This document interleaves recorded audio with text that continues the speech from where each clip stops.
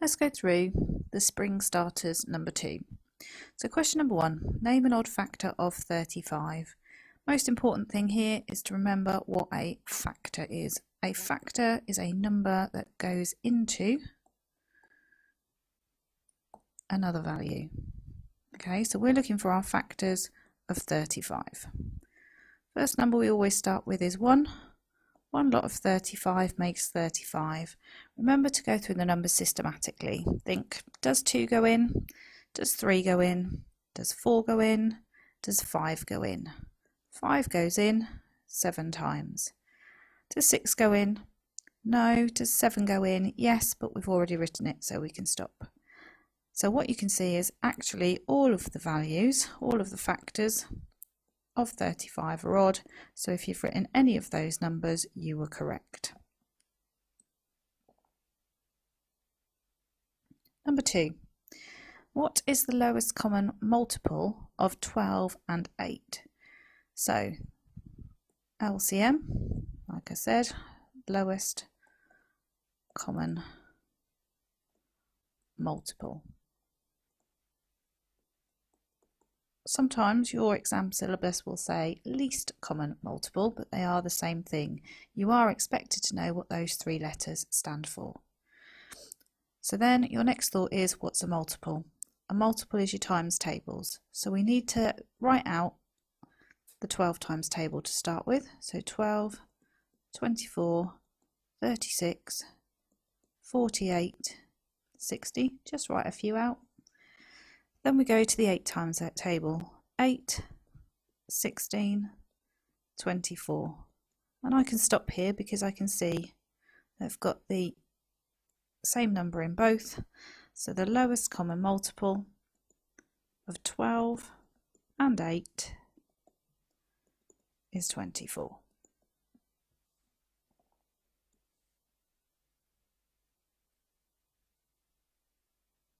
Question number 3.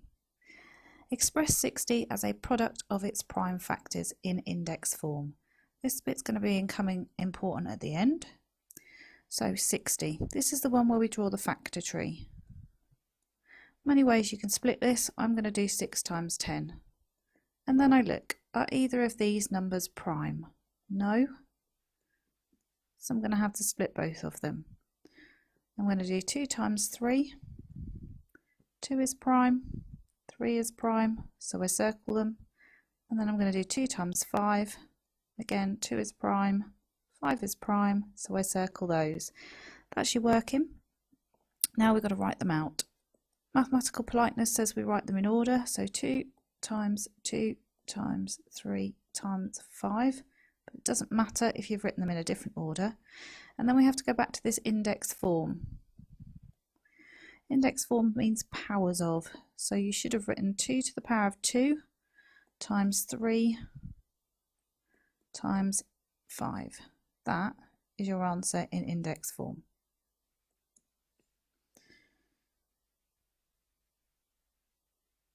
Question number 4, what is the reciprocal of 5?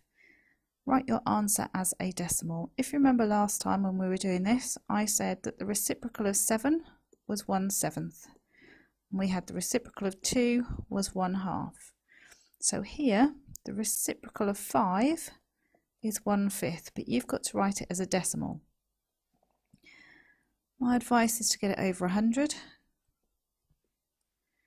Think, how many 5s go into 100? That's 20. So you're going to put times 20. 20 times 1 is 20. That becomes 20%. Once you've got it as a percent, you can change that to a decimal.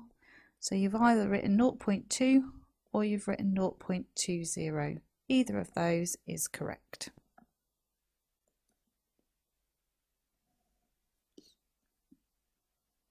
Number 5, what is the difference between -4 and 9? Difference is the amount in between. So start at -4 and I'm going to 9. It takes me a jump of 4 to get to 0, and then another jump of 9 to get to 9, and 9 and 4, 13. Number 6, Change 70% to a fraction in its lowest terms. Remember that this is all about that word percent. Percent means out of 100. So if we're changing 70% to a fraction, we're going to write 70 over 100. Oops. And then we need to change that to its lowest terms. Both of those are in the 10 times table. So I'm going to divide by 10 and I get 7 over 10.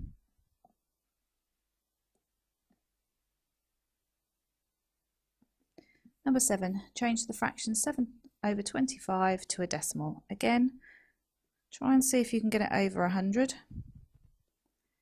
How many 25s go into 100? 4, so we've got to times the bottom by 4.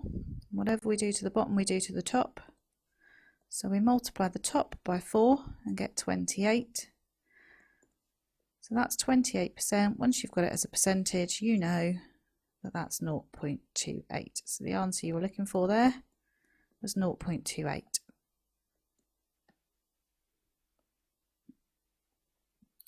So number 8, the number of girls in a year group, I guess that should have said increased from 100 to 108. What is the percentage increase? So hopefully naturally your head has told you that the difference between 100 and 108 is 8. So our increase is 8. And if you remember, I said there was a formula. So we need to do the increase over the original and then try and get it to a percentage. So we're going to do 8 over 100, and actually this time, because the denominator is 100, our answer is just straightforward 8%.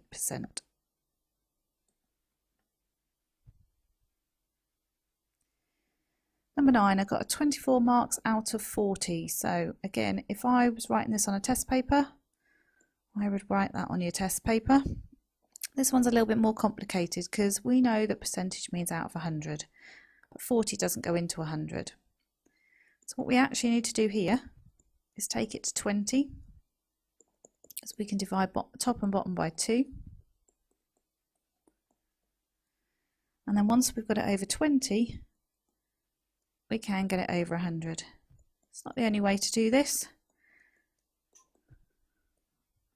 but it is a way that works. So 12 lots of 5 is 60, so it becomes 60%.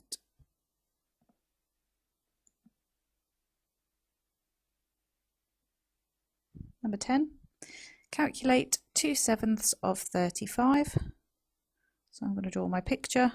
1, 2, 3, 4, 5, 6, 7 bits. The whole thing is 35. And I have to find out how much goes in each box. So I'm going to do 35 divided by 7 is 5. Put 5 in each box. But I only want 2 boxes. So my answer is 10.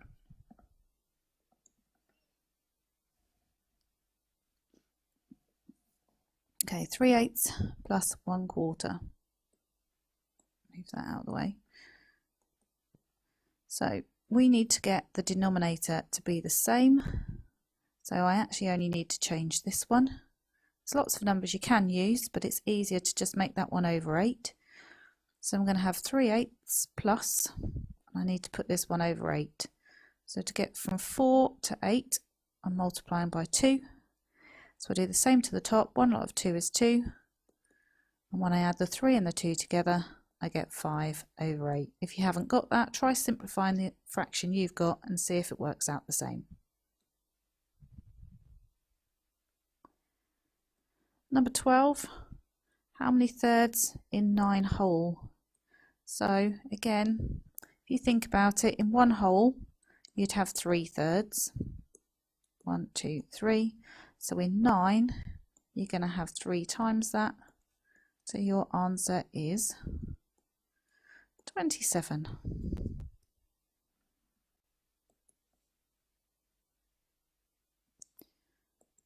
So number 13, a car travels at 40 miles in half an hour. What is the speed in mph? mph, miles per hour. So we need to find out actually how far it's gone in 1 hour. So you can use your speed, distance, time triangle if you want to. So speed equals distance over time, but you've got to make sure that your distance is in miles, it is 40, and your time is in hours, so you would write 0.5. That's not the easiest calculation in the world to do if you haven't got a calculator. You can multiply top and bottom by 10 and think about that calculation. How many 5s go into 400? But actually with this question, remembering that miles per hour just means how far has it gone in an hour. If in half an hour it goes 40 miles, in 1 hour it's going to go twice as far. Okay, so your answer is 80 miles. And 400 divided by 5 is 80.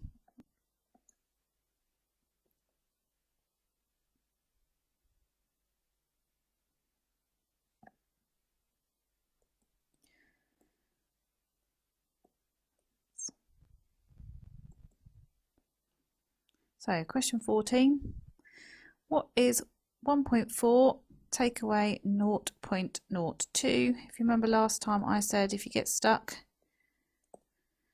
change it into money, and we've now got to do what is £1.40 take away 2p. So our answer is going to be 1.38. Finally, number 15. Again, if you remember estimate, estimate meant to round to one significant figure before you do the calculation. So it doesn't mean to guess.